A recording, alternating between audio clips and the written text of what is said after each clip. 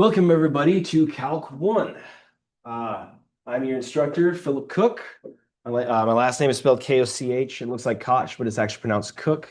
For whatever reason, my family decided that.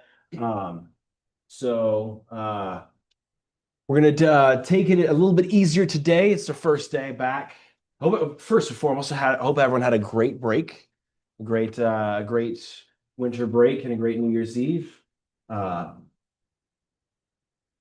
we went to Legoland, which was pretty fun.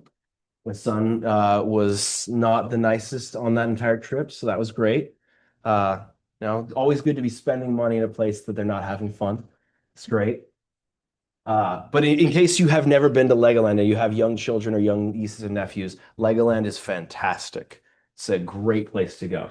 Um, it's it's very, very kid friendly. It's awesome. Love it. But anyways, syllabus. Let's go over the syllabus first. So, I forgot to tell my other class, my office. Doesn't matter. Um, Office is right over there, in the building A, room 160D. If you need to stop by for whatever reason during my office hours, that's great. My office hours are Mondays through Thursdays from 2 to 3:20, except for this week. I'm taking care of my mom's cat, so I got to go take care of Sonny.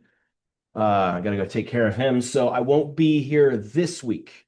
But starting up next week, I will be able to take care of you guys instead of taking care of Sonny.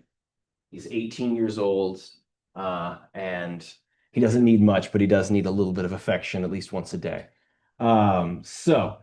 Anyways, my email address is philip.cook@csn.edu. That's Philip with one L, the correct way to spell Philip. So make sure you do it that way. And I prefer that you guys email me directly either through Canvas or through your student email. It's not even preference, it's a requirement, which we'll talk about in just a second. If these times, the Monday through Thursday from 2 to 3:20, if that does not fit into your schedule, that is okay. Just email me several times that work in your schedule, and we'll see if we can get something situated. I say several times because I don't want to put email tag, right? Because you'll say, how about 2 o'clock? And I say, I'm busy at 2 o'clock. How about 4 o'clock? And then you say, I'm busy at 4 o'clock. And it's a mess. Just give me several times and we'll fit them in where we see possible. They are available not only in person, but also virtually. So there's a link to join it via Zoom if you prefer to do it from the comfort of your home or somewhere else, or if you can't be on campus during that time period, but you do have free time, you can join in. And I will make sure I have my iPad ready so that we have a whiteboard to work with and everything like that. So this is Calculus 1. This is the big boy, the big leagues. You know that scene from Mean Girls, Lindsay Lohan, right? The limit does not exist. You're gonna know why now. How exciting is that? That's the most important thing to learn from this class is why Lindsay Lohan said the limit does not exist. True story. Um, you got the prerequisites, the location. I'm pretty sure you guys know where the location is. I just have to have it on there. We're going to start off with limits and then go into differentiation and then applications of differentiation and then integration. Those are the three big things we're going to be doing. At the forefront of everything is differentiation, though. It's the biggest thing, and we'll talk about that in just a moment. There's a link on the syllabus to the course schedule, but there's also a link to the course schedule on the homepage. So we'll get to that in just a moment. We'll go to the required materials. So the textbook. I recommend Essential Calculus with the early transcendentals, second edition, but any edition will work because I don't require this textbook. I think Stewart's textbook for calculus is the best version. What's it called? University Calculus by Weyer and Haas is pretty good. Don't do, oh God, what was his name? I've forgotten it because I don't like it. There's another textbook, just don't do it. It's bad. Yes. No, Alex. No, Alex, this one. Uh, the funny thing is, Alex has just actually incorporated the reason why I wanted to use Alex. They just got it started for the last for the last 8 years. Alex has never had calculus, but this year they started doing it, and I was gonna be a guinea pig, but I got too scared. I got too scared. So, but But there will be exercises at the end of every section that you can use along with the answer keys. And I am working on a solution guide for them as well. So with regards to the textbook, you don't have to have a copy of it unless you want to have a copy of it. It's a good resource, but I mean, there's plenty of free resources online, and you might even be able to download this, especially an older textbook version. Not that I would be ever condoning that type of a thing. That would be a bad idea to utilize a free version of it at all. That's right, for the people watching the recording. Bad idea. Anyways, so anyone will work. I also will recommend something called Paul's Online Calculus Notes. I've actually got it open on Safari here for a second. I did this for my Calc 2 class, but I'll do it for you as well. You just need to search Calc 1 notes. So I'll just change that to a Calc 1. And this place right here, I love it. He's got practice problems and assignment problems for everything here. Of course, his units won't line up exactly with ours, but the titles are basically the same. So you see, this is review stuff, then limits, then derivatives, then applications, then integration. He does the exact same order. And if you click on any of these things, let's just do, like, just for the sake of it, computing limits, and you look at practice problems, every single one of the practice problems, it should load in a second. It's taking a sweet time, but regardless, every single one of them has a pop-up solution that you can look at. The assignment problems, those are for his students in his class, his or hers, I don't know, or theirs. But those ones don't have solution guides. But these are ample amounts of questions. They're a great resource. Please utilize it if you want extra practice. If you want more practice, or if my questions are scaring you off, try these ones. So Paul's Online Notes, great tool. I really recommend it. And then also videos online, like there's the Organic Chemistry Tutor. He's also great if you want extra explanations on something. There's plenty of resources out there that you can use. But I will have exercises at the end of each section of the notes that you can use for practice. The next thing is a calculator. I require a scientific calculator. Graphing is not allowed, but scientific, yes. I would really, really, really recommend, it's not even really a really recommend, it's like a requirement to get a Casio FX115ES Plus or a 991EX, which they discontinued for a while, so I recommended to students, and it was costing $90 because it was discontinued, but they made a new version of it, so it's probably just as good. These ones, the reason why I like these ones is these can calculate derivatives at specific values, and they can compute definite integrals, which is something we're going to do, so it's a really nice checking tool. So I recommend that. TI is great if you want. It's fine, but not the XIIS. This one's fine, but there's another one that's terrible. Don't do it. It's a bad idea. The reason why I do scientific is because if you're taking Calculus 1, I'm assuming you're probably going to transfer to a different 4-year university. And every university has their own requirements for their calculator usage. OSU, where I went to grad school, they did no calculators. The University of Washington, where I got my undergrad, they allowed scientific calculators, and Columbus State Community College, where I taught for my first teaching job, they allowed graphing calculators. Everyone's different. And so I figure if I meet in the middle with a scientific, then you'll be prepared if they don't provide you if they say no calculator, but you'll be more than prepared for a person if you prepared to move up to the big boy calculator if they allow you graphing. So that's the calculator I want you to use, scientific only. And then notes, some way to access the notes. If you want to write them by hand, you can print them out. Otherwise, you can upload them to a tablet if that works for you. Whatever is the best way, but I want you to be able to take notes on them. If you do not have a printer at home, CSN has printers labeled littered throughout the campuses. Campuses or campusi? Campuses. Campusi, I prefer that.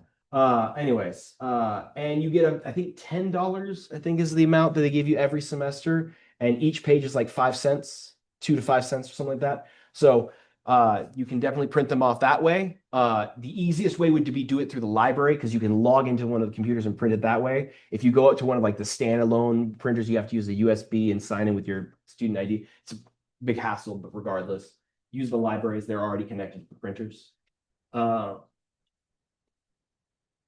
So next on to participation reporting and attendance. CSN has implemented a policy where I am required to check my students as either participating or not participating. Every course is different. For our course, I will mark you as participating so long as you complete the syllabus quiz with 100% by, that's a typo, that should be, say, by Tuesday the 27th at 2 p.m. But, oh well. Complete it, so I'll make an edit there in just a moment. And attend at least 2 lectures, which I forgot to do for my other class. So I'm going to need to send out a little makeshift sign-in sheet. So please just write your name so I can check you off for being here the first day. I remember this time. Every single semester I've forgotten the first day of class. So this time I'm more prepared. Had paper. So excellent. So as long as you attend 2 classes or email me. If you cannot make it to one of the classes, email me, let me know why you weren't able to make it. It doesn't need to be specific. I'm sorry, I was planning to be there, just something came up and good to go. If I have to mark you as non-participating, then you get dropped from the course automatically. That's a CSN policy, not mine.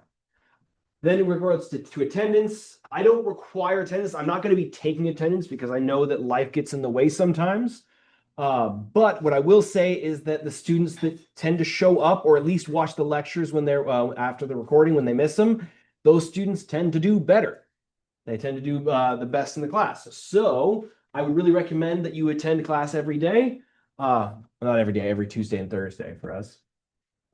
Additionally, sometimes I mention something that will be on an exam or on a quiz. And if you're not watching the recordings or you're not attending class, you might miss that.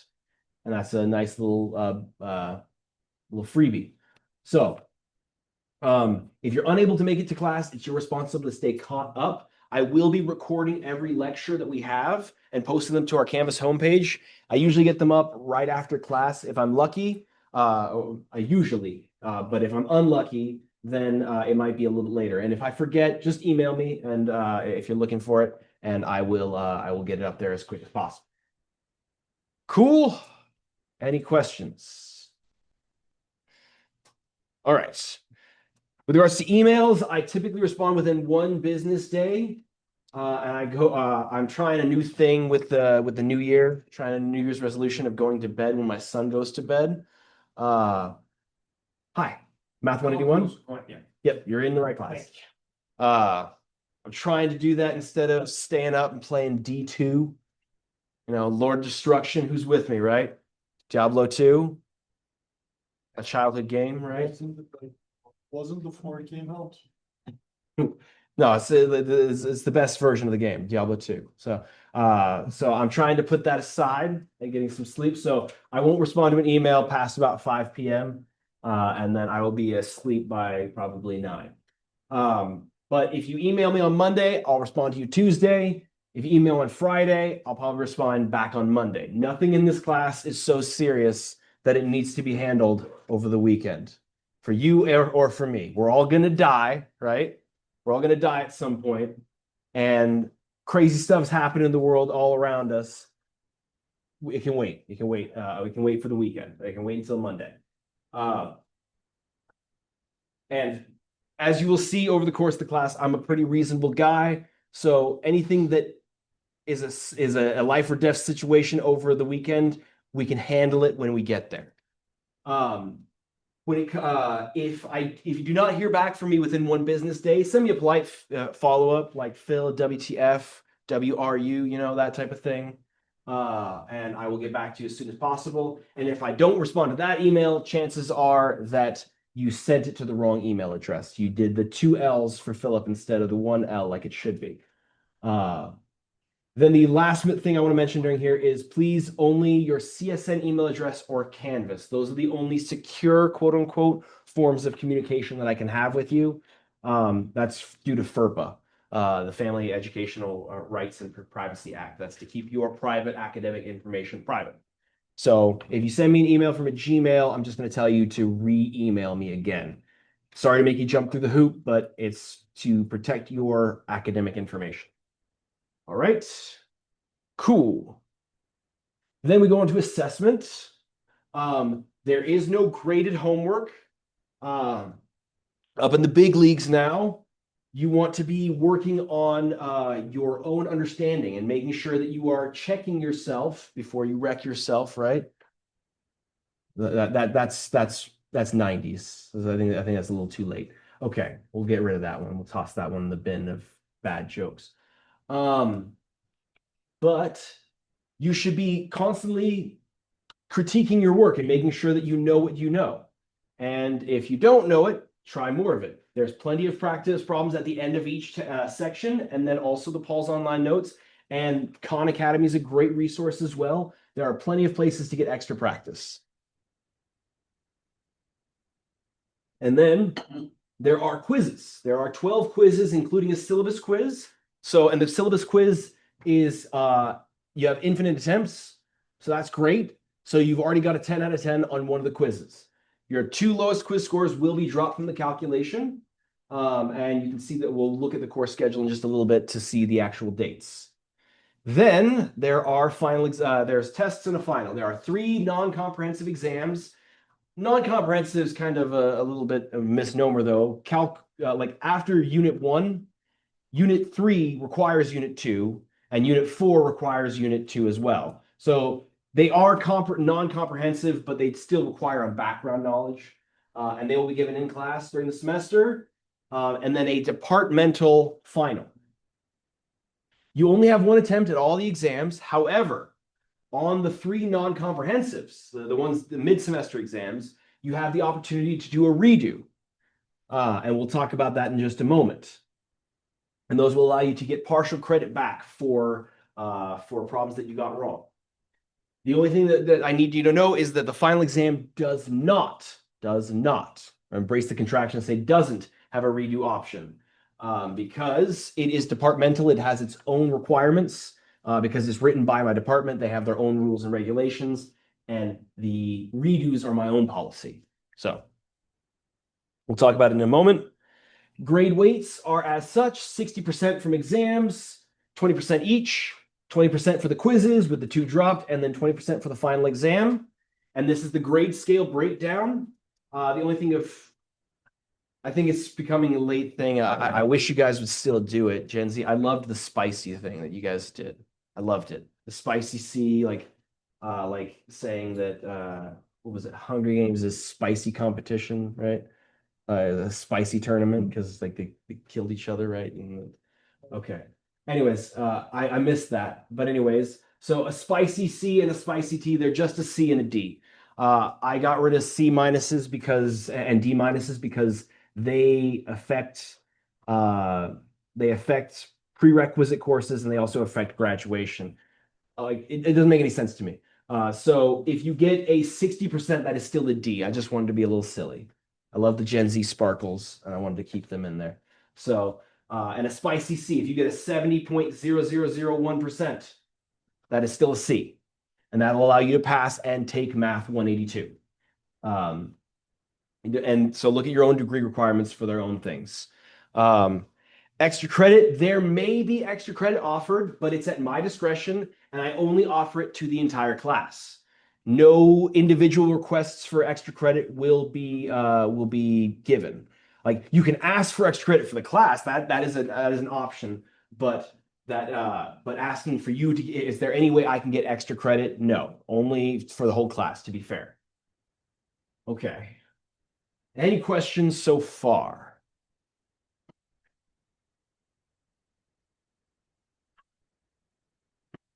All right.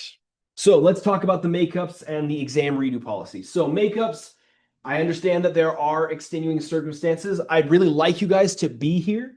for the quizzes, but if you I'd like this to not happen. It makes it a little more difficult on me. But if you, for whatever reason, are unable to make it to a quiz or an exam, I reserve the right, at my discretion, I will allow you a makeup. I'm usually pretty chill about it, but I mean, if you email me saying, no, I just didn't feel like it, that's probably not going to get you a makeup. But regardless, here's the big thing I need you to know. I cannot provide a makeup if I've already handed back the quiz or the exam. If I've already handed it back, the quiz or exam is now compromised and I can't let you take it. So get back to me as soon as you can. Like if you got like a broken, like if you broke your bone, like your leg on the way to campus and you're bleeding out, don't be like, hold on, let me let me email my professor first. Unless it's a compound fracture, that's not that big of a deal, right? I've never broken a bone yet, actually. So I mean, knock on wood. I've heard it's not fun. But is compound worse? I don't know. Okay. Well, so if it's one of the ones that's non-compact, like it's like sticking out, then go ahead and email me. But otherwise, wait a little bit. And if it does end up being a situation where you don't get it back to me by the time I turn it back to everybody, that we can cross that bridge when we get there. We'll figure something out. So on each of the 3 non-comprehensive exams, not the final, you are going to be given an initial grade on the exam. If you've looked at the grade book at all, I wouldn't expect you to. You'll see that there's original exam grade column and there's a exam grade column after the redo. The original version is worth 0% of your grade. The redo is where the actual points are coming from. So when you get it back, when I hand back the exams, they will have very, very little written on them. There'll be like a check mark if it was right, and an X or 2 where you got it wrong. But I won't say like this is how you do the problem or anything like that. What I want you to do is to look over your work and figure out where you went wrong. So, and we'll talk about it more in detail once we actually get to an exam. We've turned it back. We've returned it to everybody. But this is your chance to get up to 50% of the points back. So if you got a 50% on the initial attempt, and you learn from your mistakes and you turn it in, you get it all correct, you can get up to a 75. So a failing grade can be turned into a solid C. Hell, even a 40% can go up to a 70%, right? Because you missed 60 points, half of that would be 30, 40 plus 30 is 70. So you can get a spicy C, even if you get a 40%. So the reason why is I don't think that I disagree with exams being so high stakes. I don't like the idea of it because that's not really how most of life works, right?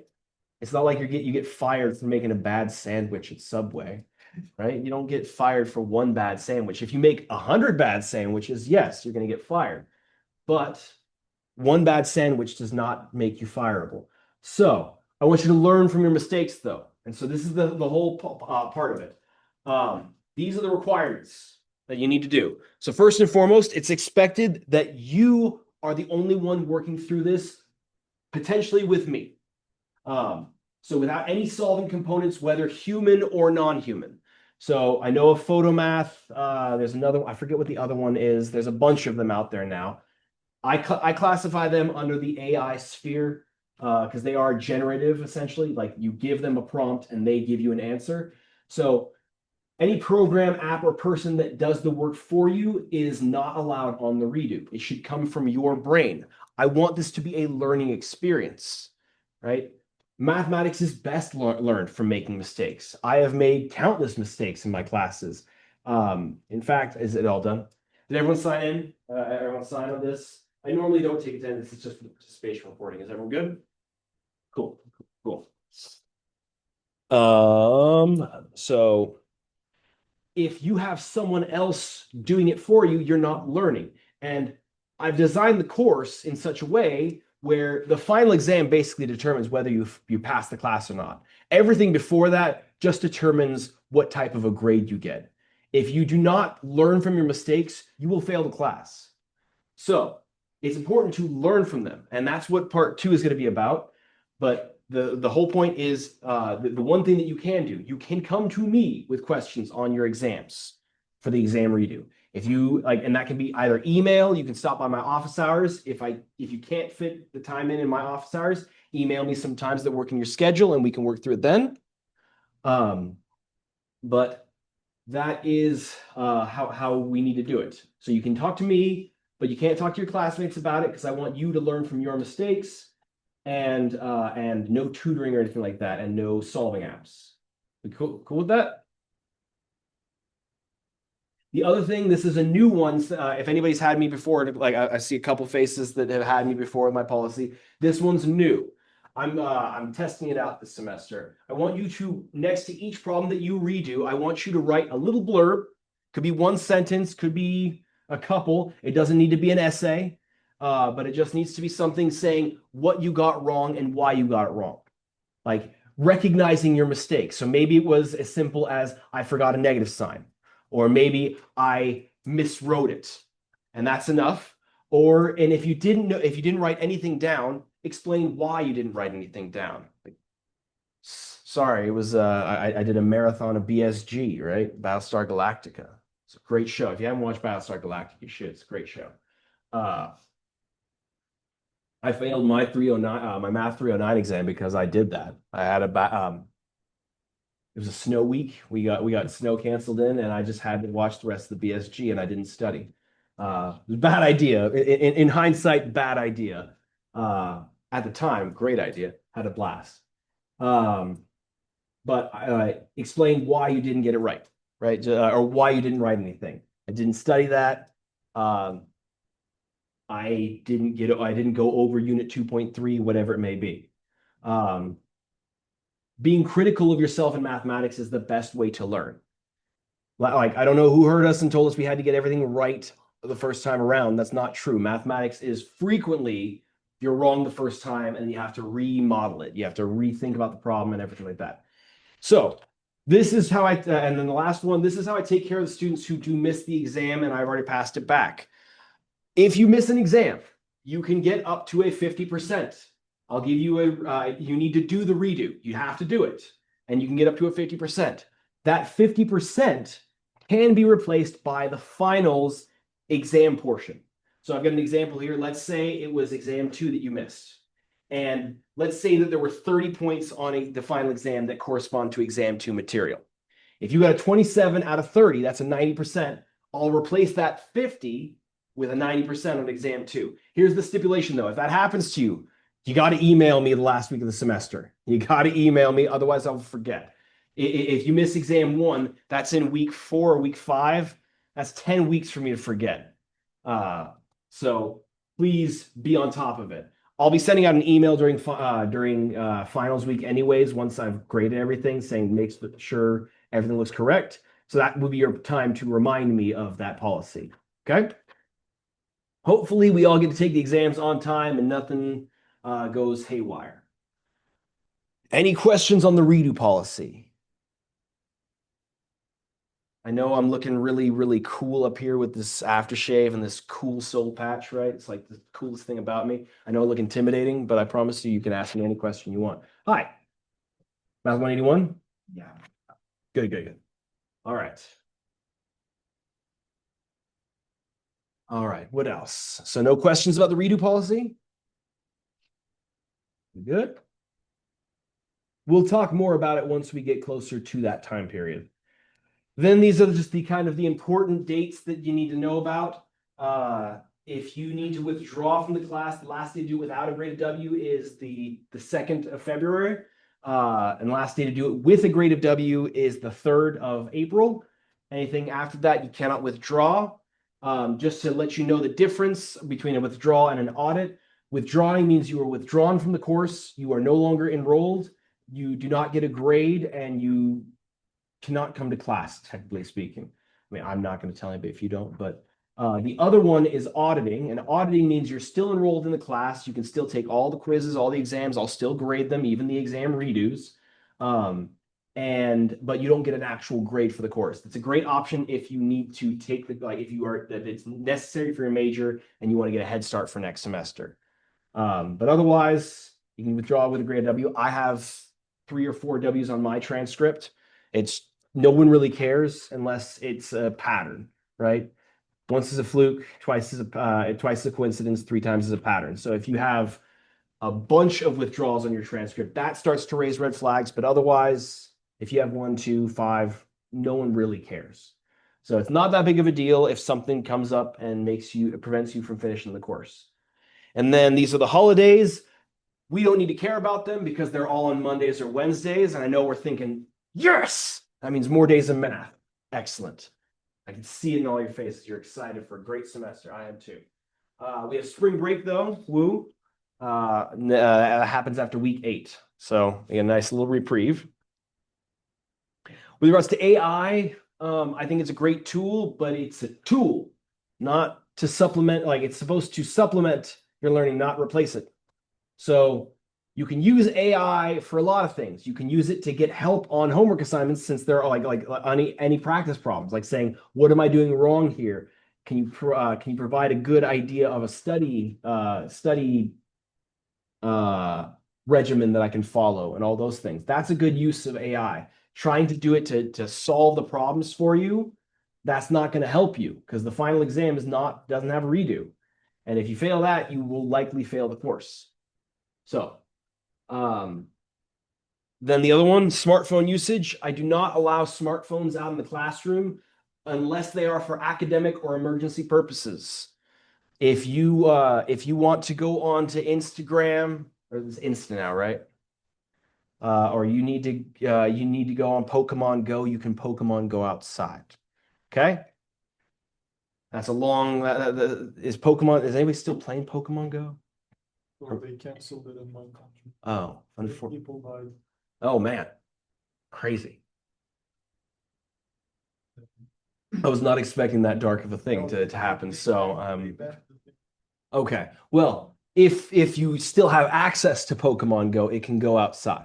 Um, Emergency purposes, totally understandable. Try and quietly remove yourself. I understand we all have people who might depend upon us. So in those cases, totally understandable. But any of the social media, that stuff, that rots your brain, and I'm not going to have it in my classroom. So, anyways, instead, during the breaks, you can either go outside and be a lame-o looking at Instagram or whatever it is, or you can do a crossword in here with me. So that's where it's at. Crosswords are very fun. I'm going to show you how fun they can be. The rest of it is basically just stuff that everyone has to have on their syllabi. One thing is that I will be recording all these lectures, so there's not really any need to record. But if you do want to, I request that you tell me first, so I don't bash my superior or anything like that. Suck it, Chris. Kidding. Chris King is pretty cool. He's a pretty cool dude. Or the dean, who I'm far more scared of. Doug Sims is not a person you want to mess with. ADA statement, if you have a disability or you need accommodations, they are who you need to contact. That's all their information. We here at the West Charleston campus, the DRC office is actually right down the hall. If you need to get accommodations, they are the ones who provide. I cannot provide them without a written consent from them. If you need help contacting them for whatever reason, just let me know. I work with them frequently, and they give us updates each semester, so I can get you in contact as needed, as need be. Academic integrity, we kind of talked about already with the redos, but just don't be a cheater, McCheaterson, right? We don't want to cheat. We want to learn, right? We want to have a good time. And constituting cheating is using resources, whether human or non-human, that solve the problems for you. You can, like, if you're doing a practice problem from the homework set and you look it up, that's fine, but you need to be able to create yourself organically. So can't use it on your exams or your quizzes or your redo. But on homework assignments, sure, use it as a supplement. Say like, okay, that's the answer. Maybe I can backwards engineer it, that type of thing. That's okay. But on any assessments, there can be no solving components other than your brain. Students' rights and responsibilities. Just don't be a jerk, right? Be friendly to your fellow classmates. We're a school family here, right? We are a family, school family. That's the sign language for family, right? My son has to sing that as preschool every time. We are a family, a school family. Anyways, we're gonna have 2 10-minute breaks every week. And that's 20 minutes that you can hang out with these people. That's more time than I hang out with my older brother. So you guys are all my older brothers now.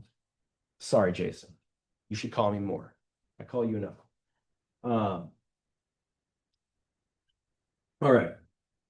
And on the topic of students' rights and responsibilities, with regards to food, I won't tell anybody if you don't, right? Like we can keep all hush hush. My only request is that you just be respectful, right? Don't bring in like those rice cakes that get crumbs everywhere. Don't bring in a head of cabbage and like just be chopping up an apple or anything like that. Like let's keep it non-distracting. Okay. If you want an exciting read, go ahead and read the student handbook. It's a great one. I read it to my son every night. Uh, he's out like that.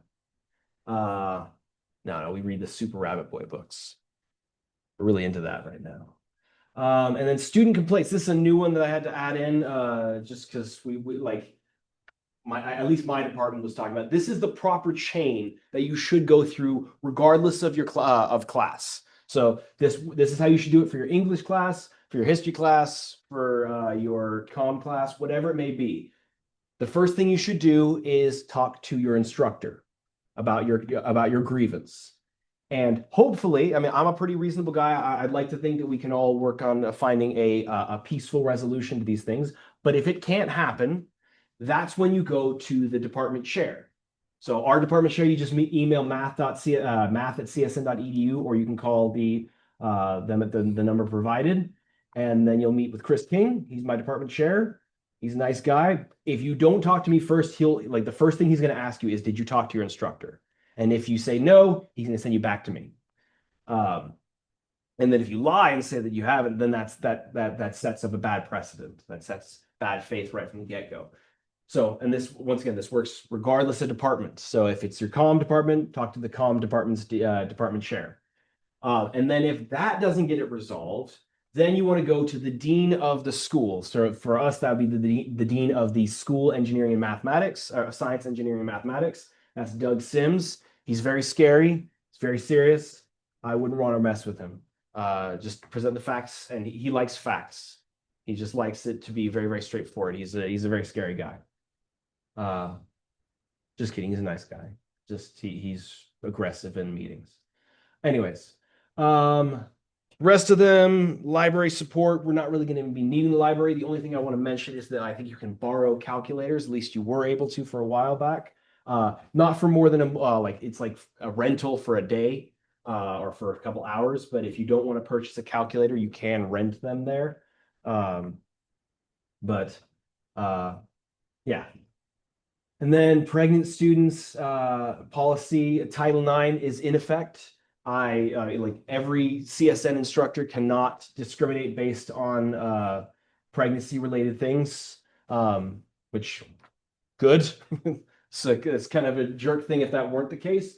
But this is just it's honestly for you guys so you can use it for legal things if need be. We're supposed to have it on here. I'm a pretty chill guy, I'd like to think, so this should all be taken care of. We shouldn't have to deal with any of this while we're here. Same thing with the sexual-based harassment and discrimination. CSN is committed to that type of an environment. Let's all have a grand old time. Let's not be mean to each other in any way, shape, or form, okay? Let's just learn. And then the other one is CAPS, or Counseling and Psychological Services. You might have already heard this before. We offer it for free for all CSN students. If you're struggling with anything, they can help you out. You can talk to me, but I am not a therapist. I don't know the right answers to everything except for math, in which case I know everything. Not really. But anyways. And then we already talked about withdrawing, and then you also have advising and coaching services that are free. The date of last attendance, this is just important if you have financial aid. Please note that I do have to report the date of your last attendance, which will usually be for me based on the last quiz or exam that you took, unless you fully attend. So if your financial aid requires that you fully attend the class, please make sure that you do so.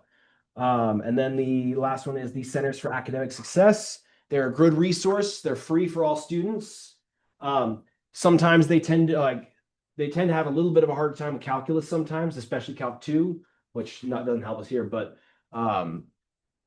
so if they have a teacher, like a professor there, that's always the best choice. Yeah, they have them at every campus. You can look online for their hours of operations and what days they're closed. They're usually closed on all holidays. Any questions? Doing good on time. Some disclaimers and some advice. I reserve the right to change my syllabus at a moment's notice so that I can make your guys' lives a living hell. No, not honestly. It's just to change.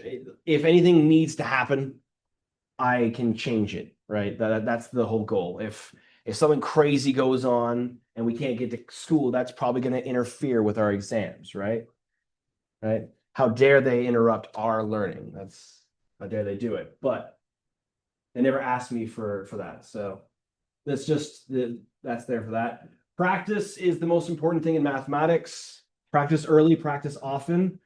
I would recommend, especially in calculus, especially when we get to differentiation, that you practice the night of or a little bit later in the day. So we have class from 12 to 2, maybe at 4 o'clock, maybe at 5 o'clock, 6 o'clock. Do one problem. Please, just do one. One problem. That's all I'm asking. Like, could take 10 minutes. What like 10 minutes? That's 10 minutes that you can stop doing any phone related activity and just do 10 minutes of it. It'll help your short-term memory help your knowledge go from short-term to long-term because it helps reinforce it. So please do so just once. Just one problem. And then if you feel like this is awesome, do some more, which is what you should feel about mathematics all the time. It's great. The next one, this is big. Because what I'll say, up until this point, I feel like we're adding a next level of complexity in calculus. Up until this point, it's usually been, here's the thing, use the thing. Here's a rule, use the rule, right? With Math 126, it's here's how you factor a polynomial, factor the polynomial. Here's how you find here's how you find the vertical asymptotes of a rational function, find the vertical asymptotes. Same thing with trig. Here's a trig functions information, find everything about the trig functions. 127 does a little bit better, but now we're adding a little extra thing. Now instead of here's a thing, use the thing, it's here are several things, use them. So we have more tools that we have a bunch of tools and we need to know how to use them properly together. 182 will abstractify that further, but that's for 182. And so with that in mind, the one thing I want to mention is to avoid parroting behaviors. They work in Math 126 and 127 to a degree, but they will not work here. So if you just open your notes or a textbook and look at the problem and then immediately mirror image it onto your problem, that's not learning. That is just parroting. That's just a parrot cannot talk. I mean, it has some aspects of knowledge of language, but like for the most part, it's just regurgitating what it heard, right? And then you can. I don't own birds, but I know there's something about them that they're pretty smart. But like at the end of the day, it's mostly just mimicking. So instead, what you should do is if you're stumped, look at your notes, be an active participant during that process. Don't just like look at and read it. It's not an essay. It's a situation where you say, okay, what should you do next? And then check yourself on the next step. And then go back and attempt it again with a closed notebook once again. You will be a stronger mathematician if you practice this concept. If you've ever taken a neuroscience course like biopsychology or neuropsychology, you'll hear that statement. They say the neurons that fire together wire together. And that's very, very true. So you want to train your brain to make those connections. And that can only be done if you're in charge, you're an active participant in the learning process. Okay? Do not procrastinate, especially in this course. 127 was kind of isolated a little bit. There were certain parts that built on each other, but then you kind of went over polar and you went over vectors, and that's kind of its own thing. And then 126, there's some things that related to it to other things, but for the most part, there were a lot of isolated chunks. Calculus doesn't do that anymore. Unit 1 is kind of its own thing, but unit 2 onwards, it's going to be a snowball. It's going to get bigger and bigger, and if you get behind, you are going to get lost.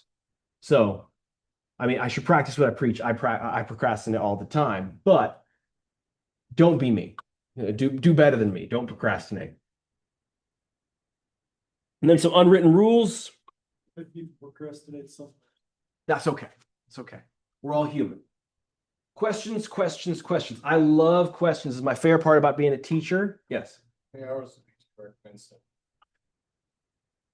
Well, if we went based on the way they do credit hours, I don't know if you know this, for every 1 credit hour, you're supposed to be studying, I think, 3 hours.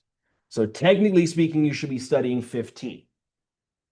For some of you that and this is, but that's a fluctuating thing. And this has to do with the obvious clause in just a moment, but sometimes it might be less, sometimes it might be more. It all depends on the week and the material at hand. But it's all dependent on the person, unfortunately. I wish I had a better answer than that, but for some people, there's every single semester, there's always one. There's always at least one in the class that just gets it. And I hate that person because that was never me. Freaking Bridget, always in my classes during undergrad. She always got it every time. We'd be like, have you started the homework? No, I'm going to start that tomorrow. It's due tomorrow. Yeah. And she just get it. So there's always one person like that. It was never me. So if that's you, you don't need to study, but otherwise it'll vary. I love answering questions. It's my favorite part about being a teacher. Selfishly, it makes me a better teacher to know what you guys are struggling with so I can figure out how to make the material more relatable. But the other thing is I guarantee you, if you have a question, 9 other people have the same question. I guarantee it. It happens all the time. And one thing that I will say about Calculus 1, there's an adage that we say, it's the hardest part of calculus is the algebra. And that's true. That's 100% true. University of Washington had it on their homepage when I was a student, and it was very true. There's a lot of algebra going on. And if you like, all of us have a little bit of Swiss cheese knowledge. There's little holes every once in a while in things that we've forgotten from algebra. So if you've forgotten it, I guarantee you someone else has. Be the brave person to ask that question. I will never make you feel bad. I will never be Garth Warner, my least favorite teacher, and also my favorite teacher. He's a ridiculous guy. But he would make students feel terrible for asking questions in class. Angriest eyebrows of all time. But anyways, so I will never make you feel bad for asking a question. Please ask it. And it can also, not only that, but it can also be about the history or about the uses of the thing, right? Why is this useful? Why do we care? The answer is usually going to be, it's not useful. It's not really going to be useful. My way of seeing it is, I mean, there are things that will be useful from this course. Absolutely. Differentiation gets used in engineering all the time, in the proofs of things, but in application, not too much, because we have computers for that. But what I like to think of it as, calculus is a hard course. You've made it to calculus. Only about, I think, 30 or 40% of people in the United States make it to calculus at all. So it's a hard course. And what you're trying to show on your transcript is that you can be given a hard task and learn it for your job. That, like, because ultimately at the end of the day, you're getting a degree so you can get a job, right? Like, for the most part. Some people are just doing it for personal enrichment. But what the A or B or C on calculus shows is that you can take a hard concept, a concept that most people do not take in the majority of Americans, and you can learn it in 16 weeks. That's a good sign for an employer. They're saying they can learn they can learn a hard thing fast. So, but anyways, if you want to know the uses of it, I'm happy to show you everything that's useful for that I know of. And if I don't know what it's useful for, I will let you know. I will go find out. Next thing is the obvious clause. No one is allowed to use the terms obvious, easy, or simple in a mathematical context. Mathematics has never been easy. It's never been obvious since its inception. There's always going to be situations where you get something right away and the person right next to you doesn't. and vice versa. They just figure it out and you're left in the dust. So let's all be humbled by that fact and be patient with each other. I have never said obvious in a mathematical context the entire time I've been teaching, but if I do, you have my permission to throw stuff at me. And since I haven't had anything thrown at me, I will probably not be able to dodge it. The only exception is I said in a mathematical context. If it's a non-mathematical context, if they're like saying Phil, who's going to win the Super Bowl? Obviously, I'm going to say it's obvious that it's going to be the Seahawks because we're all Seahawks fans, right? Good, great. How about that game last week? Destroyed. Sorry for the 49ers fans out there. Not for the team that you're actually a 49ers fan. Why would you be one? It's a terrible choice. Seahawks way better. So I'm glad we're all on the same page. Okay. So that's the only condition where I can't say obvious. Color coding your notes. Very, very useful. You can get by with 2 colors, and that's enough. But I would recommend, you can also get those big pencils that are like 4 colors in one. It's a great tool. Color in your notes makes them come to life, and especially in calculus, where we're going to be dealing with derivatives, which look very, very similar to their functions. I'll write on the board. I don't know if you can see over there. Try and read it up here. This is the function. This is its derivative. Very, very close related, right? They look almost identical. This could be a smudge. So it's very useful to color code your notes so that you can see them and use them for studying better.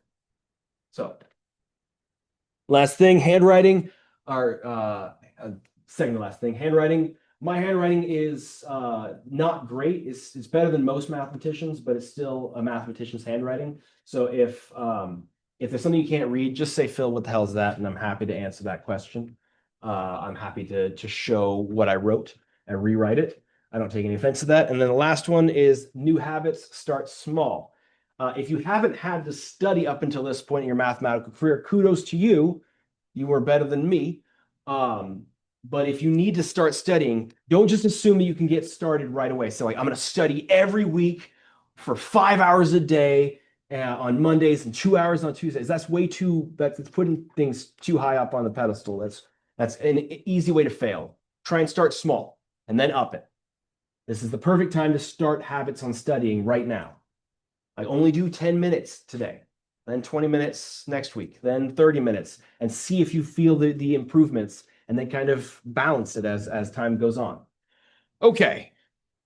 Anyways, any other questions? There was one question. But any questions? Yes. Are we going to use any trig? Yes, we will be using trig. If this was Math 176, which is business calculus, then we wouldn't, but we are using trig. It's not as front and center as you need it to be, and the good news is you have a scientific calculator, so you can use, you can plug in trig values if you don't remember them, or you can use the hand trick if you've ever learned that one. It's a pretty cool trick. I'll talk about it when we see some trig, but up to that point. But yes, we will be doing some trig every once in a while. Anything else? Oh, it flips. Okay. This is our homepage. This will get, oopsies. I forgot to update my week. This needs to be changed to this one. There we go. Oopsies. I sent out an announcement and it links to this one, but I haven't changed to week 1. So this is your homepage. This kind of has everything you need. If you need some algebra review or some pre-calculus review, I have videos labeled based on sections right here and here. You can just click on these icons. If you want to get the Zoom office hours link, you click there. Lecture archive, that's where all of our old our day's lectures will go. And this is where you'll print off your lecture notes. And you'll download them there. Yeah. Any questions? And then it'll have the important dates. We have our first quiz next week on Tuesday. It will cover pre-calculus and unit 1.1. That's it. Because speaking of pre-calculus, we're going to get back to that when we come back. What else? Any questions? Oh, and here's the course schedule. Most Tuesdays are exam days and quiz days. There's a few weeks where there's multiple quizzes, specifically week 6, because that's when we learn about the chain rule, and I need you to know it. I need you to have it locked down then. I need you to have it not the next day, not after the weekend. I need you to know it that now. And the same thing goes for the integration, because that's going to be tested on the final. So that's our course schedule. Please print it out. There's spring break woo. And what else? This is why math is important. We did the math. No, you didn't. They did not do the math. Otherwise, they'd know that there are stipulations that make it so that the donut, well, which we actually should call the torus, because that's what it's mathematically called, the torus actually can have more surface area than a sphere. So if you were walking down the aisle, you should look at this and say, well, whoa. That's a bold claim. They better back that up. I better see a proof of that. And I can show you that it's actually not true. There are certain circumstances where the sphere has less surface area and thusly less glaze. So they're lying to you. That was an important thing I wanted to mention. That's why math is important. And this is my dog, Archie. He's my soul animal. Look how cute he is. He is 10 pounds and nothing. And I promised my wife I'd show a picture of my son first, but I lied. Here's my son holding a lizard. He was very, very stoked about it. He got to hold a baby lizard, and he was so pleased about it. And then last but not least, this is how the class might feel a couple times. It's our job to get to the point where we can see a couple circles and figure out what to do. That is especially going to be important in Unit 4, because there's going to be a situation where it doesn't make any sense at first. But once you start learning how to draw, you can see how those circles become important markers on how to draw the full shape. So anyways, I just love this picture. I think it's hilarious. And I had to white it out. So anyways, let's take our first break. Let's come back at 1:05, okay? People watching the recording, go do some guided meditation, and we'll see you in 10 minutes, or in about 5 minutes. So we're back. All right. So one thing, as I said, the hardest part of calculus is the algebra. There's going to be a lot of background algebra, and it's kind of like trying to play basketball if you don't know how to dribble, or how to, I don't know what you call dribbling in hockey, but like the thing where you that thing. If you don't know how to do that, you can't really play hockey. Or if you don't know how to skate, you can't play hockey. So these things, I have posted this to our Canvas homepage under the course materials, along with its solution guide, because we're not going to be able to go through the whole thing, and I want to get started with Unit 1.1 soon. But I'd like you to at least go through at least one of these things, like kind of like briefly look over them, and if you've got them on lockdown, awesome. But factoring is going to come up a lot. Factoring is going to come up a lot. If you don't know how to factor, it's going to be a problem. Number 5 is somewhat less important. It's going to become important when we get to Unit 3. Knowing how to create the equation of a line, that's important. We're going to need to know how to do that.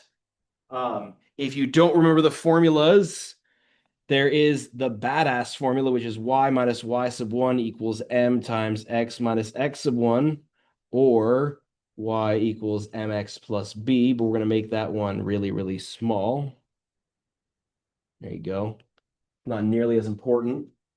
This is our bread and butter. We're going to be using this quite a bit, creating the equations of tangent lines. Then finding intercepts and domains. We will need to know how to find domains, and it's a good practice for things. Being able to work with functions and being able to read a graph is monumentally important in my class. I can guarantee you, anybody who's taken me for any other classes, you know that I give at least one graphing problem on every exam. So being able to read a graph is very, very useful. So definitely make sure you know how to do question 12. Question 13 is about functions and their notation. Also super useful. Piecewise is a little bit. and then some trig functions and some trig equations, and then systems of equations. Those are also needed to be known. So if any of this stuff looks like foreign, you have a couple days to get practice on it and get caught up. Remember, there are course homepage. There are review videos for algebra and pre-calculus. So if you need to practice your algebra skills, like factoring or simplifying and things like that, go right here and it will open up. And there's a bunch of videos. Please utilize them as you need, or feel free to use other resources online. But I need factoring to be done. It's going to happen right now. Like in unit 1.2 and beyond, you're going to be factoring. So if factoring is a weak point of your in your armor, get it fixed. Okay, good. All right, so please, over the weekend, look at this and make sure everything's ideally look over it today and make sure you can kind of get a sense of it. And then if you do need practice, start practicing now. And then the solution guide is already posted. Okay. Instead, I would like us to go get started into calculus. So, calculus is really, at the core of it, basically everything we study is about infinity. Is infinity a number? No, it's not. It's a concept. Infinity is something we have a hard time grasping a lot of the times in our lives. It's because we are finite beings, we have a hard time with a concept of something that goes on forever. And it's because of that, and because of infinity, a lot of strange things happen. Infinity has some very, very unique things. For example, if you plan on taking 182, you will see a thing called Gabriel's horn, especially if you take me. It happens by taking the curve y equals 1 over x. You don't need to draw this, right? You don't need to write this, but I'm just trying to pique your interest. You rotate this curve around the x-axis, and you get this sort of horn shape, like this. You get this kind of horn-shaped thing. This thing goes on forever, and it's a shape, because of how weird infinity is, it has finite volume, meaning that you could fill it up with water if you wanted to. You could fill it up with paint. Let's just say paint. But you could never be able to paint the outside of it. It has infinite surface area, but finite volume, which is very, very weird. And that's because infinity has a little bit of few breaking points. It has a few things that become a little bit wonky. But that is what mathematics, like calculus and beyond, is really a study of. Calculus, and then the next step up from calculus is real analysis. It's all about infinite things and impossibly small things. That's what it's all about. So we'll start off with the definition of the limit. Let I be some interval. And so that means like an interval 1 to 2 or 3 to 4 or A to B or whatever it is. And let it contain a value x equals a. And let f be some function defined on I, except possibly at x equals a. So that means that f of a may or may not exist. Then we write the limit, we write lim for limit as, and then underneath it you write an x and then an arrow a. And then write f of x equals capital L. That's what we write. The way that's spoken is the limit as x approaches a of f of x equals L. That's how we say it out loud. And we say that limit equals L if for all epsilon greater than 0, there exists a delta greater than 0, such that the absolute value of f of x minus L is less than epsilon whenever x minus a is less than delta. Got it? Good. We all understand that perfectly, right? That was totally 100%. That was just like reading a Sandra Boynton book. My parents know who I'm talking about when I say Sandra Boynton. I have read over 1,000 books last year. Children's books. But anyways, Sandra Boynton's a children's author. So, of course not. That is a loaded statement. And that is for mathematicians to worry about. That is the formal definition of the limit. It took mathematicians a very, very, very long time and a lot of arguing to get that definition. And I remember when I first saw it, I said I hated it. And my teacher said, no, no, it's beautiful. And I understand why now as a mathematician, why it's beautiful. But it's quite difficult to understand when you've never had a upper division math course. It's a very loaded statement because it uses mathematical proof terminology. If you plan on going into a math major, you shouldn't do it. It's a bad idea. But if you did want to do that, you see a lot of these if-thens, for all, there exists statements all over the place. And it's our bread and butter. So, and then the other thing you have to understand is we love using Greek letters because mathematicians ran out of letters. We used A through Z, except for O and L because they look like zeros and ones. And so we had to start using Greek letters like epsilon and delta. So this is the epsilon delta definition of a limit. We will not be tested upon this. This is far beyond the scope of what we need to do as calculus students. If you're planning on becoming a math major, then you need to know it. If you are planning to take into engineering, I've asked my brother, he works as a mechanical engineer with Google. He hasn't had to use a limit definition ever in his life. So I do want to explain what's going on. It's saying that no matter the size of the number you give me, and this picture kind of helps illustrate it. It's pretty bad. Epsilon has to do with the limit, the y value, and delta is something you're finding. So no matter what epsilon you give me, you could give me 1, you could give me a half, you could give me 0.000001. But regardless of what you pick, around L, this right here corresponds to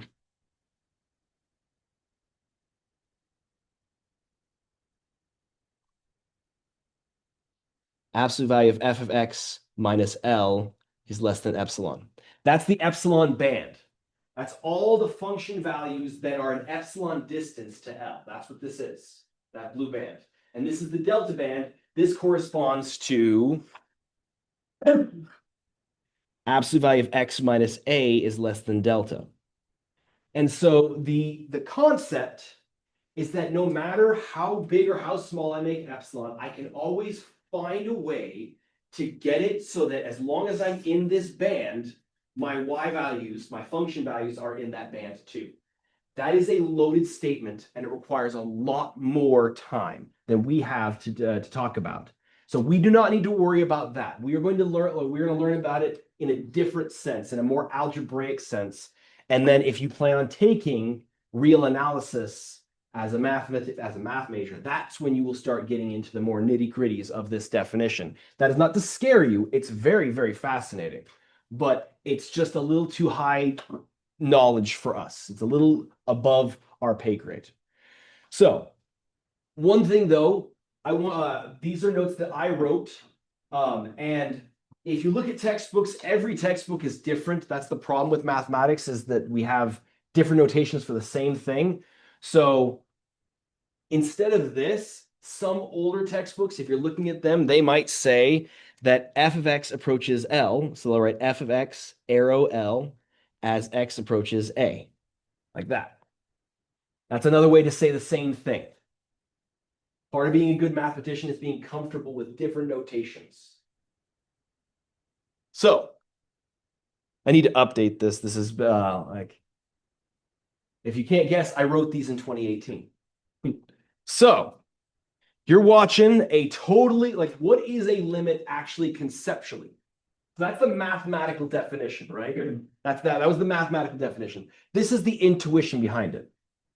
Say you're watching a totally legit stream that you haven't found from a sketchy website. You have to close all the pop-ups and hopefully you're not getting a virus. It's totally legit streaming of the game because for whatever reason in 2020, in the year 2025 of our Lord, I still cannot get a streaming of the Seahawks on my local channels. I don't get it.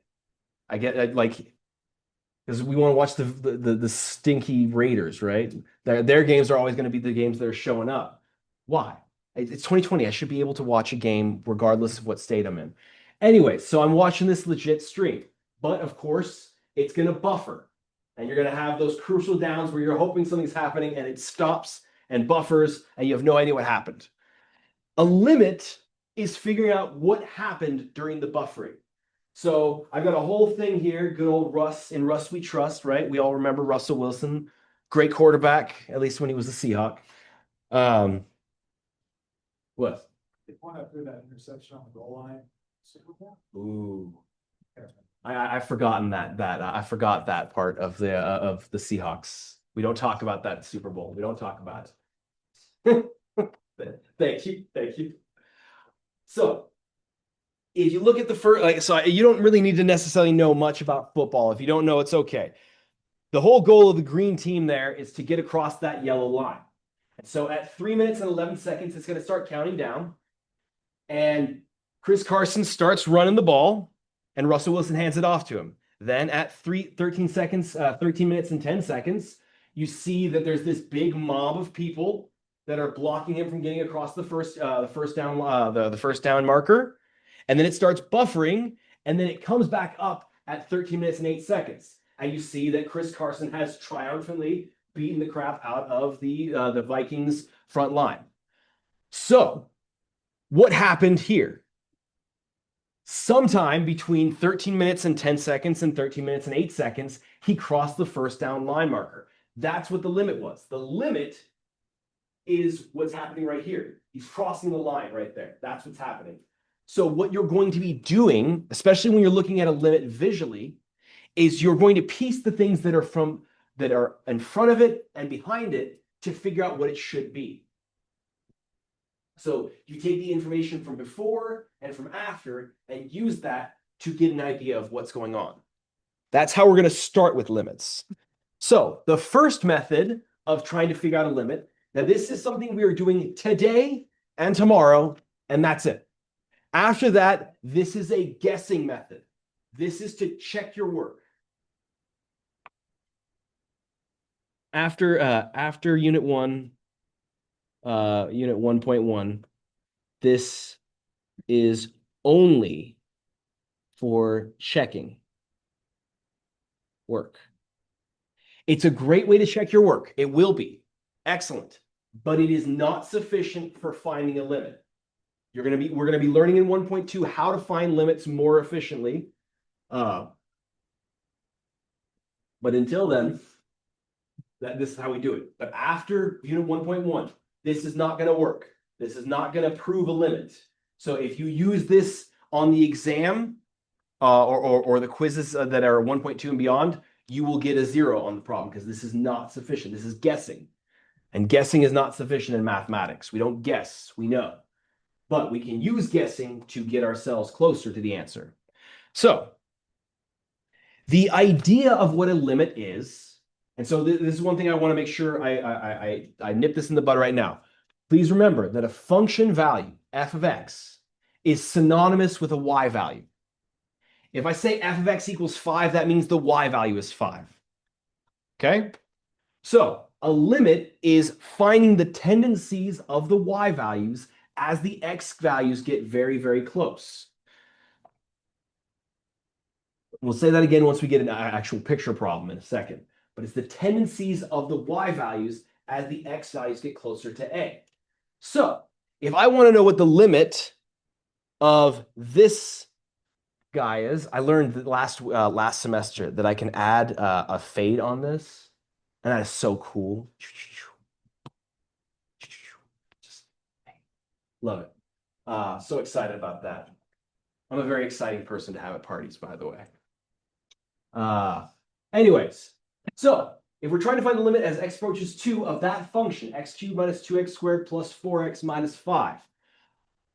Right now, we don't have the material to figure it out algebraically. So what we can do is we can test values that get close to 2 and see what our y values, our function values, tend towards.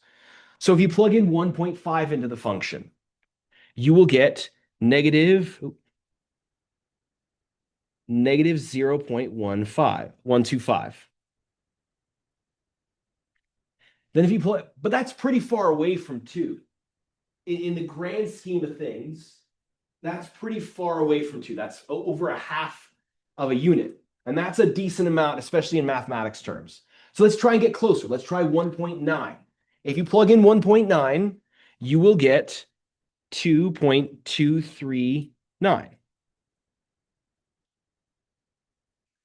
But even then, that's a 0.1 off, and that's a decent amount to be off in mathematics, especially if your function blows up very quickly.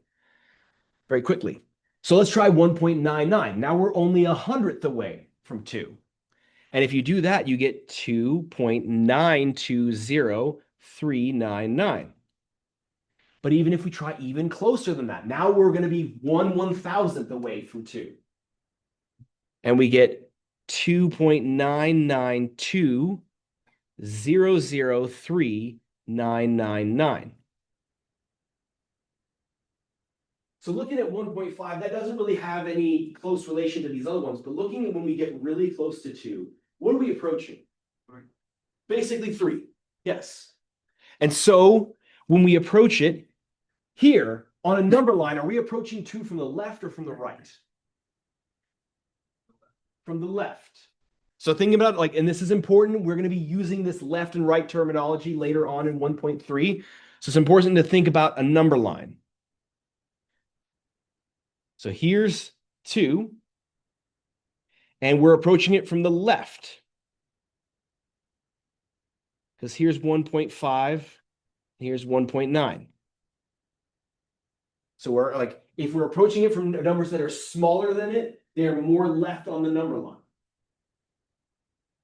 But it's not enough, remember, with the stream, right? If we go back to the stream for just a second, it's not enough to just know what's happening before. If my stream cut off right here and this wasn't around, I would have no idea whether or not Chris Carson passed the line. He could have been trampled at the before the line of the first down marker. We need to know what's happening both on the left and the right of our desired value. So we'll also test it on the right side. So this is the right side. Because here's 2.5 and here's 2.1. We're approaching it from values to the right. So if you plug in 2.5, you will get 8.125. If you plug in 2.1, which is only a 10th away, you get 3.841. And 2.01, you get 3.080401. And then if you try to be only 1,000th away, it'll be 3.008004001. Isn't that kind of nifty, by the way? What do you think you get if you plug in 2.0001? You see the pattern? Isn't that cool? 2.0001. I don't even need to compute it. It's going to be 3.000800040001. Pretty cool. Just interesting that happened. But anyways, so what value is it approaching? It's also approaching 3. So the answer is that the limit as x approaches 2 of x cubed minus 2x squared plus 4x minus 5 is equal to 3. This is the only time where this will be enough to prove that the limit is 3. Later on, we will show that it is going to be that way. Like, we're going to show a way to do it fast. This is the slow way right now. Any questions on that? So once again, we're testing x values. They get closer and closer to our desired value, 2, and seeing what the y values tend towards. They get closer and closer and closer to 3, which leads us to believe that limit is 3. And it in fact is, but this is why we need to check the left and the right. I love this function. F of x equals the absolute value of x over x. So absolute value functions, they take whatever they get and make it positive. So if I plug in 0.5, it's going to be the absolute value of 0.5, which is 0.5, divided by 0.5, which ends up being 1. Then if I try 0.1, it's going to do the same thing. The absolute value sign is going to go away because it's already 0.1. So it's going to be 0.1 divided by 0.1, which reduces to 1. Same thing with 0.01. And so that would lead us to believe that the limit as x approaches 0 is 1. No. It's not. Because what if you approach it from the left? Approach it from numbers that are slightly less than 0. -1. So -1, -0.5, and yes, the answer will be -1. Thank you. So -1, try it again here. It'll be -1. Try it here again here. So if you only tested values to the left of 0, you would think that the limit was -1. And they're not the same.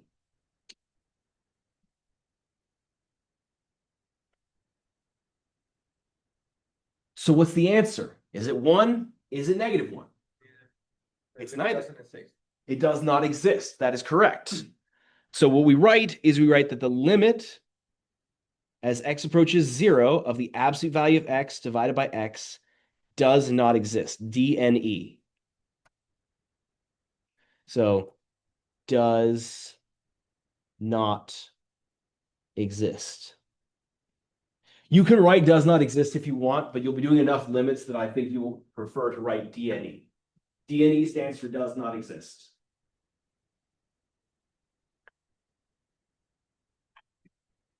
So, when we approached it one way, it approached a number, and when we approached it a different way, it approached a different number. There was no tendency of the y values. The y values tended towards wildly different things. So the limit does not exist. And so the observation is that sometimes limits do not exist. And that's okay. Sometimes the answer is DNE.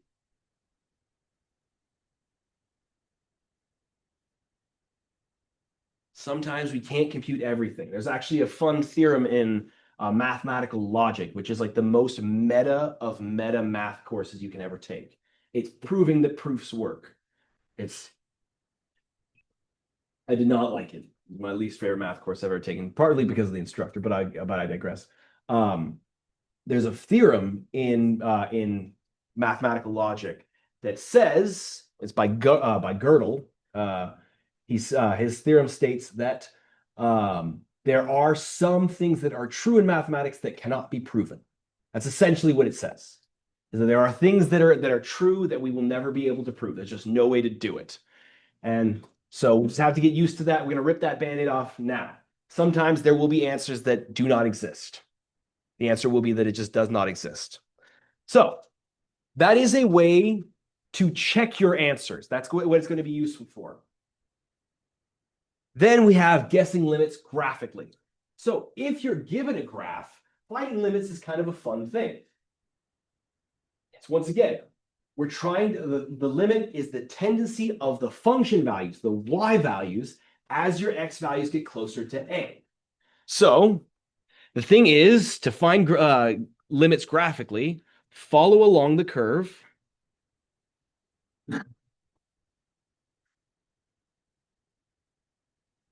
With your pencil.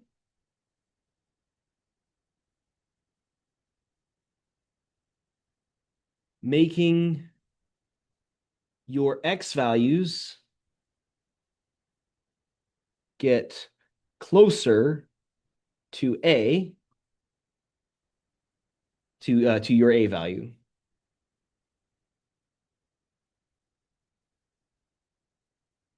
If the limit exists,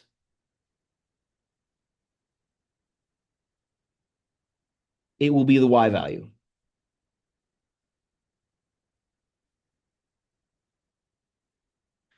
All right, that's a loaded statement, and I'll explain once we get to it, but you're going to follow along the curve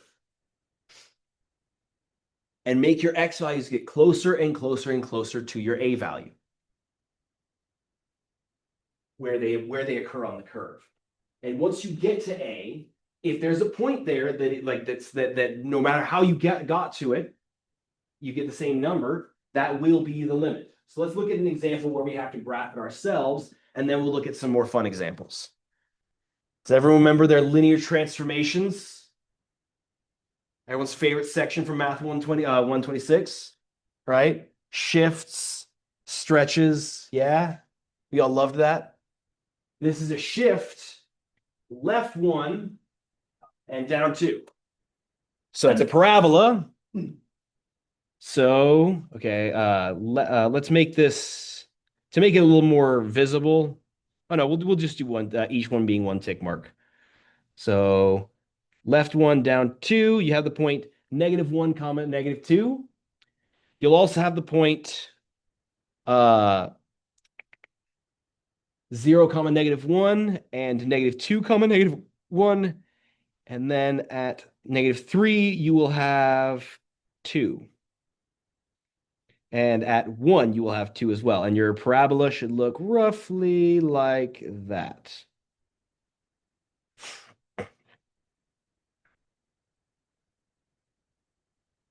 That's what it looks like, essentially. So now that we've drawn it, and I promise as we go along, today is kind of just a weird day. The first day is always weird. But I would like to have more opportunities for you guys to work through problems while I slowly fill in details and check with students if they have questions. Just not today. Today is kind of like a day that's cram-packed with stuff. So what I want you to also label is I want you to label -3, and I want you to label 2 up top.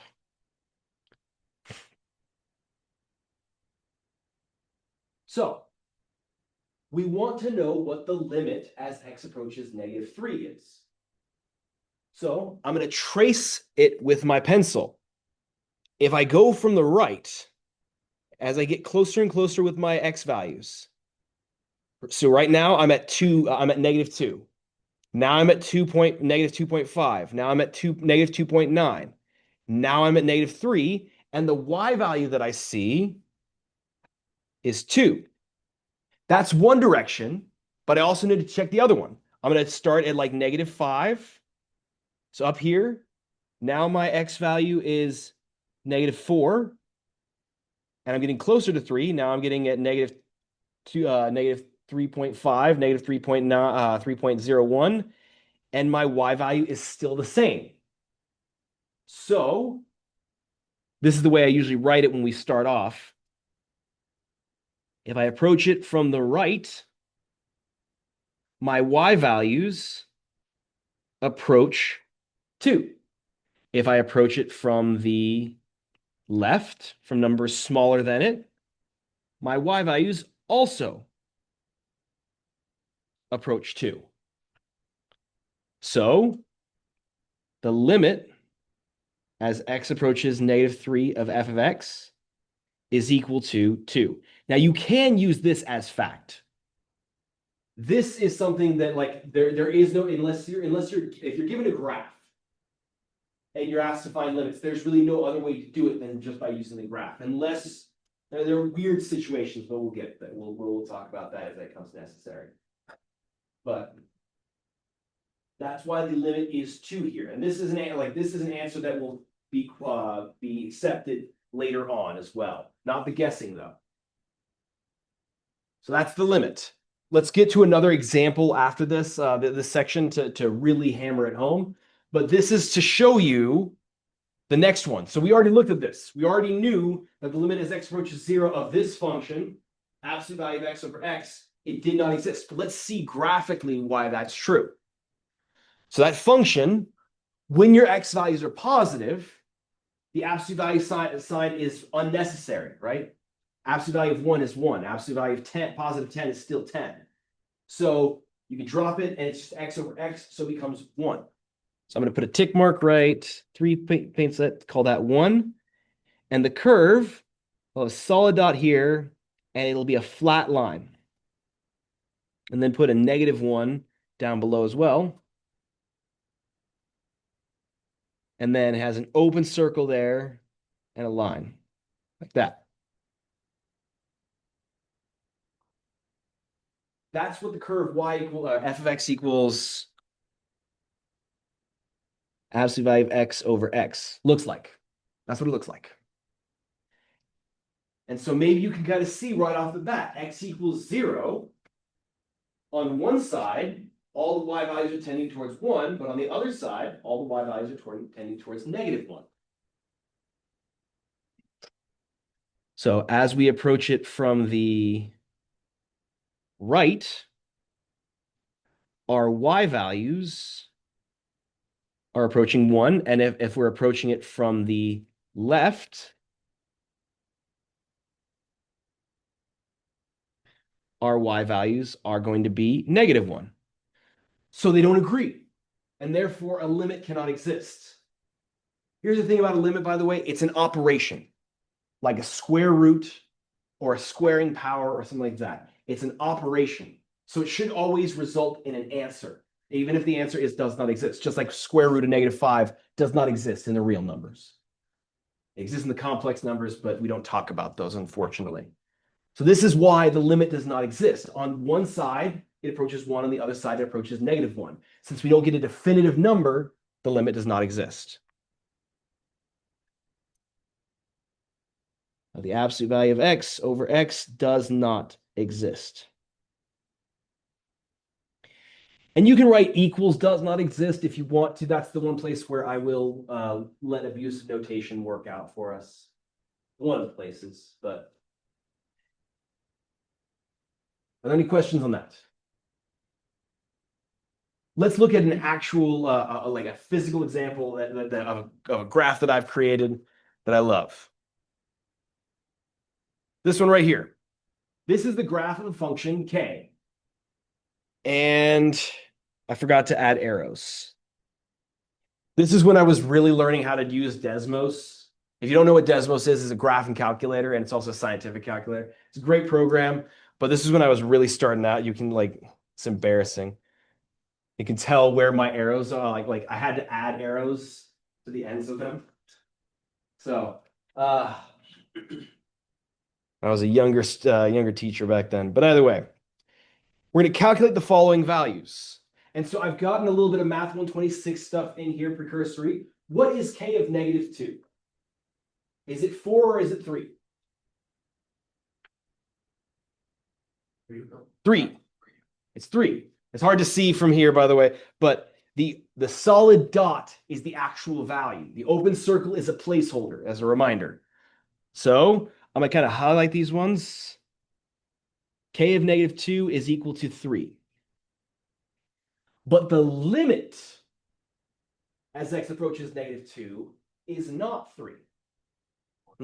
It's 4. And let's see why. Let's zoom in on this picture right here.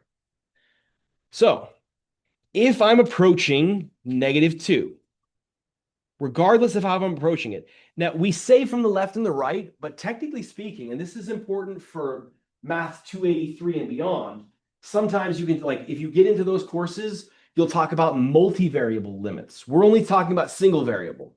A multivariable, limits become even more complicated because there's so many different ways you could approach the limit, right? You could, if you're trying to find the limit of a 3-dimensional structure, you could approach this value like this. You could approach it like this, or like this, or you could go like this in a random way and get to it. So it's much more difficult in 3 dimensions. And the reason I bring that up is that it doesn't have to be from the left or the right. That's sufficient for us. But if you wanted to, you could kind of bunny hop around. You could start here and find out what your y value is, then jump over to here and see what your y value is, then jump over to here and get closer and closer and see what happens. That is an option, but I digress. No.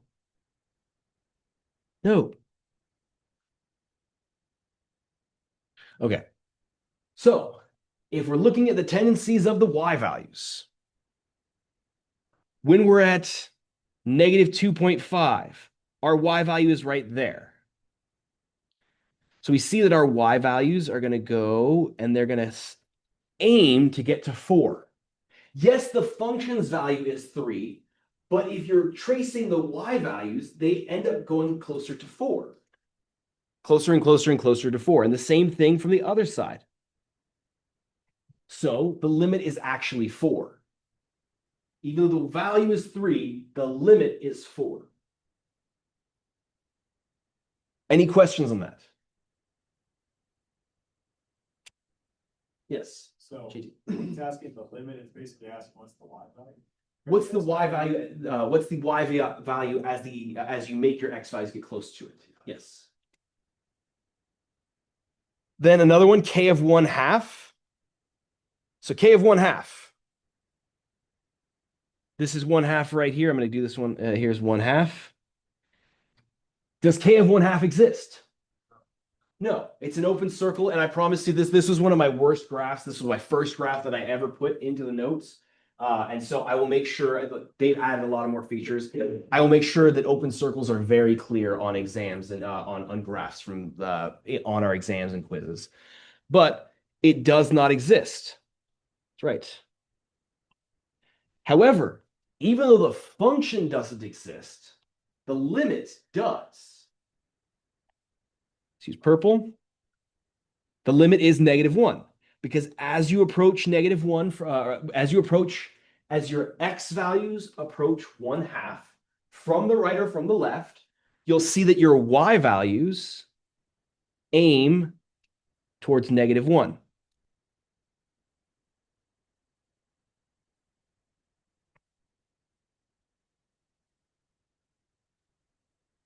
Any questions on that?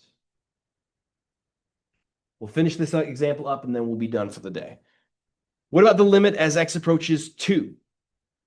What is the limit as x approaches 2? That's not see. Does not exist.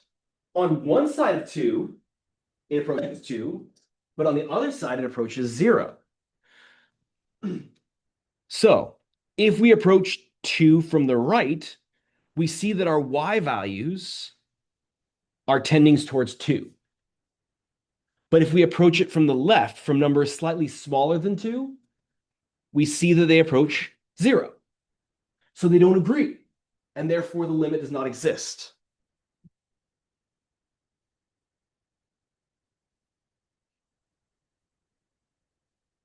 So let's go over that one more time. So I'm drawing these little arrows on the x-axis to say what our x values are supposed to be doing, but I'm really looking at the curve itself. I'm looking at the curve as I get there. Now, this is what some students have done, by the way. I don't recommend it because it makes your graph look really muddy, but they put like a line through it, and they see if it actually has a specific value or if it has multiple things going on. And so if you look at this one, it's got 2 different things that are on that line. It does not exist. Whereas if you go here, it does have one specific value that it goes towards. That's another way to think about it. I like to think about it as the tendency of the y values, though. Then k of 3. K of 3 is 5. Running out of colors.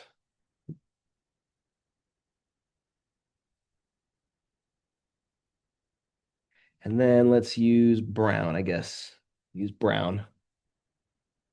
The limit as x approaches 3. Also 5. There's no jumps going on, no nothing. It's all going to be the same number. They're always approaching that y value of 5. So the key thing, and this is where we'll leave it, the key thing is watching what the tendencies of the y values, what the y values do. So, any questions on that? Oh, 5. Got to read it. Okay, that'll do it for today. We'll pick up next time if you want to. This one's a good practice problem. I'll give you the answers, but we'll talk about them in class next time. The answers are 3, -1, 1, DNE, -2, and 2. Go ahead and take a picture of that if you'd like, if you want to practice this problem. Otherwise, there's also practice problems at the end of the chapter that you can do now that we've seen that. And then we'll start up next time by finishing this section, talking about the limitations of this and then get starting on how we actually can find limits without graphs, how we can do it algebraically. All right, guys, that'll do it for today. If you didn't, I think everyone signed in, right? Okay. Have a great rest of your first day. Have a great rest of your second day, and I'll see you guys back on Thursday.